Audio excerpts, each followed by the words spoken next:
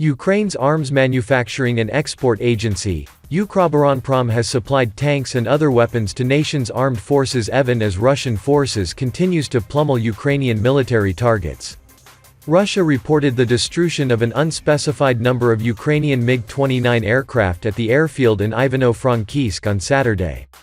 5 damaged MiG-29, Ukraine's most advanced aircraft, can be counted in a video released by the Russian Ministry of Defense. The authenticity of video could not be confirmed.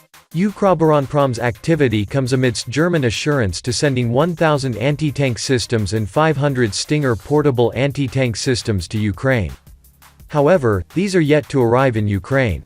All these days Ukroboronprom is handing over weapons and military equipment to our defenders.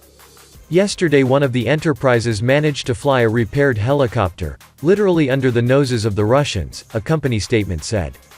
Dozens of weapons of various types were transferred to Ukraine's armed forces and National Guard. Besides, incomplete vehicles and all trucks, to the territorial defense forces.